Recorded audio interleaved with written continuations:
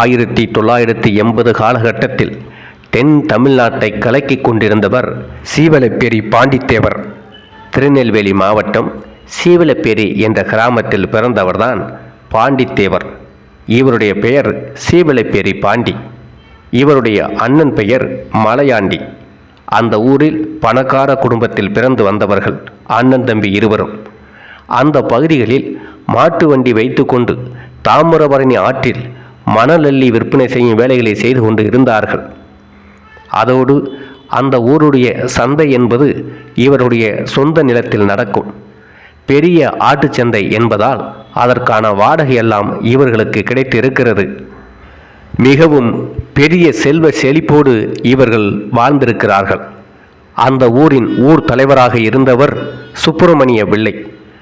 அவருடைய ஆட்களும் சீவலப்பேரி பாண்டியன் அண்ணன் மலையாண்டிக்கும் இடையே தகராறு ஏற்பட்டு இருந்தது. பின் தகராறு முற்றி மலையாண்டி அந்த தலைவரின் அடியாட்களை ஓட ஓட அடித்து துரத்துகிறார்.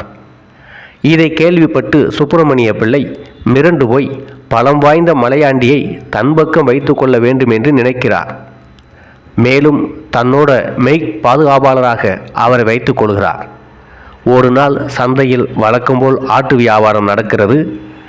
அந்த காலகட்டத்தில் விற்பனை செய்யும் ஆடுகளுக்கு தண்ணீர் கொடுத்து கனமாக காண்பிப்பார்கள். இது பிடிக்காத மாயாண்டி நியாயமாக இருக்க வேண்டும், இப்படியெல்லாம் செய்யக்கூடாது என்று அவர்களை அடித்து துரத்தினார். இதனால் மலையாண்டி மீது கோபப்பட்டு தலைவரிடம் 1க்கு 2 பொய்யாக கூறுகிறார்கள். இப்படியே சென்றால் மலையாண்டி புகழ்தான் ஊர் எங்கும் ஒலிக்கும், உங்களை யாரும் மதிக்க மாட்டார்கள் என்றெல்லாம் கூறுகிறார்கள். இதனால் ஆத்திரமடைந்த தலைவர் மலையாண்டியை தீர்த்து கட்ட முடிவு செய்கிறார். மேலும் ஊர் திருவிழாவிற்கு மலையாண்டி குடும்பத்தினர் கலந்து கொள்ள கிளம்பி கொண்டு இருக்கிறார்கள். அப்போது தலைவரின் மனைவிக்கு உடம்பு சரியில்லை, அவர்களுக்கு இளநீர் வெட்டி கொடுக்க வேண்டும் என்று மலையாண்டியை அழைக்கிறார்கள். இதனால் அதை நம்பி மலையாண்டியும் வீட்டுக்கு செல்கிறார். தலையாரியின் ஆட்களாக இருந்த காவல்துறையினர் மலையாண்டியை சுட்டு கொலை செய்கிறார்கள். மலையாண்டி அந்த இடத்திலேயே இறந்து விடுகிறார். இந்த விஷயம் தெரிந்த சீவலப்பேரி பாண்டி ஓடிப்போய் தன்னுடைய அண்ணன் உடலை தூக்கி பார்க்கிறார். அப்போது காவல்துறை தான் ஏதோ ஒரு பிரச்சனையில் தன் அண்ணனை கொண்டிருக்கிறார்கள் என்று நினைக்கிறார். பின் அண்ணன் செய்த மெய் பாதுகாவலர் வேலைக்கு சீவலப்பேரி பாண்டி சேருகிறார். காலப்போக்கில் தன்னுடைய அண்ணனை கொன்றது தலைவர்தான் என்பது சீவலப்பேரி பாண்டிக்கு தெரிகிறது. பின் அண்ணனை கொன்ற தலைவரை பழிக்கு பழி கொள்ள வேண்டும் என்று சீவலப்பேரி பாண்டி திட்டம் போடுகிறார். இதற்கு அவருடைய நண்பர்கள் உறுதுணையாக இருக்கிறார்கள். ஒரு நாள் தலைவர் வெளியூர் போகும்போது தலைவரை ஒரே வெட்டு தலையில் வெட்டுகிறார். பின் அவரின் நண்பர்கள் தலைவரை சரமாரியாக வெட்டியிருக்கிறார்கள். அதன் பிறகு காவல்துறை சீவலப்பேரி பாண்டியை தேட ஆரம்பிக்கிறது. இதனால் சீவலப்பேரி பாண்டி தன் நண்பருடன் தலைமறைவாகிறார். பின்னர் தலைவரின் வீட்டில் இருந்த எல்லா சொத்துக்களையும் கொள்ளையெடுத்து சீவலப்பேரி பாண்டி அந்த ஊரில் இல்லாத ஏழைகளுக்கு உதவி செய்கிறார். அதன் பிறகு தொடர்ச்சியாக இருப்பவரிடம் இருந்து எடுத்து இல்லாதவர்களுக்கு கொடுக்க ஆரம்பித்தார் சீவலப்பேரி பாண்டி. இதனால் அந்த பகுதியில் சீவலப்பேரி பாண்டிக்கு மக்கள் மத்தியில் பெரும் மதிப்பு உயர்ந்தது. அப்படியே தன்னுடைய தலைமறைவு வாழ்க்கையை வாழத் தொடங்கினார் சீவலப்பேரி பாண்டி. ஒரு காலகட்டத்தில் சீவலப்பேரி பாண்டியன் நண்பர்கள் எல்லாம் போலீசில் சரணடைந்து விடுகிறார்கள். இதனால் சீவலப்பேரி பாண்டி கொடைக்கானல் பக்கத்தில் இருக்கும் ஒரு கிராமத்தில் வயல்வெளியில் வேலை செய்து கொண்டு இருக்கிறார். அங்கேயும் அவர் கடுமையாக உழைத்து நிறைய பணம் சேர்த்து வைக்கிறார். பின்னர் அந்த பணத்தை அந்த பகுதியில் உள்ள ஏழை மக்களுக்கு கொடுத்து உதவுகிறார். அவருடைய மனைவிக்கு கூட பணம் அனுப்பவில்லை. ஆனால் மக்கள் காவல்துறையிடம் சீவலப்பேரி பாண்டி மீது உள்ள விசுவாசத்தால் காட்டியும் கொடுக்கவில்லை. பின்னர் ஒரு நாள் சுடலை மாரியம்மன் திருவிழா வந்தது. எப்படியும் இந்த திருவிழாவிற்கு வெளியூர் சென்றவர்கள் எல்லாம் ஒன்று சேர வேண்டும்.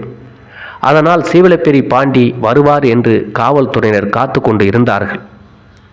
சீவலப்பேரி பாண்டி திருவிழாவிற்கு வந்தார். அவரை போலீசார் சுற்றி வளைக்கிறார்கள். அப்போது சீவலப்பேரி பாண்டி எத்தனை துப்பாக்கி வந்தாலும் நான் ஓட மாட்டேன், உங்களுக்கு தில் இருந்தால் நெஞ்சிலே சுடுங்கள் என்று தைரியமாக நிற்கிறார். பின் அவரை போலீசார் சரமாரியாக சுடுகிறார்கள். இந்த சம்பவம் 1984 ஏப்ரல் மாதம் நடந்தது.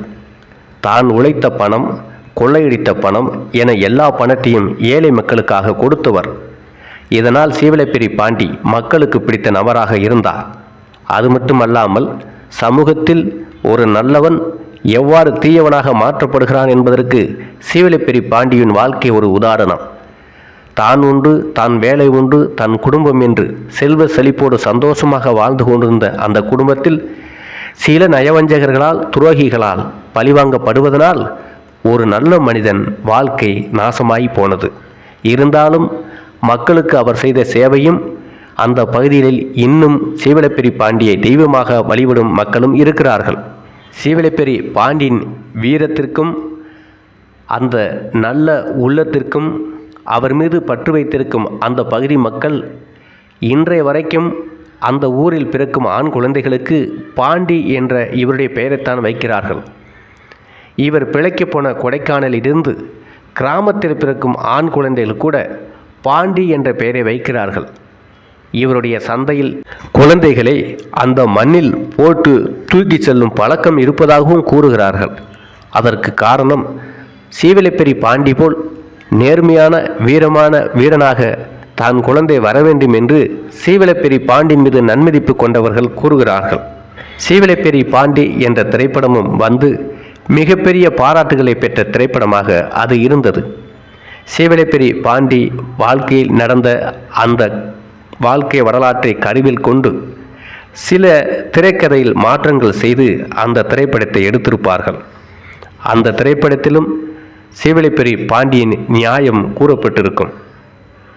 என்னதான் மூர்க்கத்தனமாக முரட்டுத்தனமாக ஒரு மனிதன் வாழ்ந்தாலும் ஒரு நாள் தான் செய்த தவறுகளை அவன் மனது மாற்றி கொள்வான் என்பதற்கு சீவலப்பேரி பாண்டியனின் கிளைமாக்ஸ் காட்சியை சொல்லலாம்.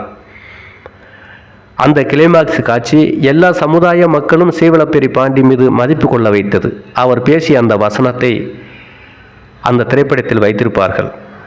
பணக்காரன் ஏழைங்கிற வேறுபாடு இல்லாமல் எல்லா மக்களும் ஒற்றுமையாக சந்தோஷமாக வாழணும்.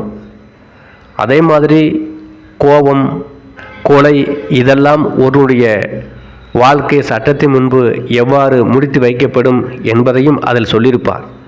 இனிவரும் சந்ததிகள் என் போன்று தவறான வழியில் செல்லக்கூடாது, அதற்கு என் வாழ்க்கை ஒரு பாடம் என்று சீவலப்பேரி பாண்டி திரைப்படத்தில் சீவலப்பேரி பாண்டி பேசும் அந்த வசனம் மிகவும் பாராட்டக்கூடிய வசனமாக இருந்தது. ஒரு காலகட்டத்தில் சீவலப்பேரி பாண்டி அவ்வாறு தான் வாழ்ந்திருக்கிறார். ஏழையாக இருந்தால் அவர்கள் எந்த ஜாதியாக இருந்தாலும் தன்னிடம் இருக்கும் பணத்தை கொடுத்து உதவி இருக்கிறார். அதனால தான் நீண்ட காலமாக சீவலப்பேரி பாண்டியை காவல்துறையால் கண்டுபிடிக்க முடியவில்லை, பிடிக்க முடியவில்லை. ஏனென்றால் மக்களும் அவரை காட்டி கொடுக்க விரும்பவில்லை.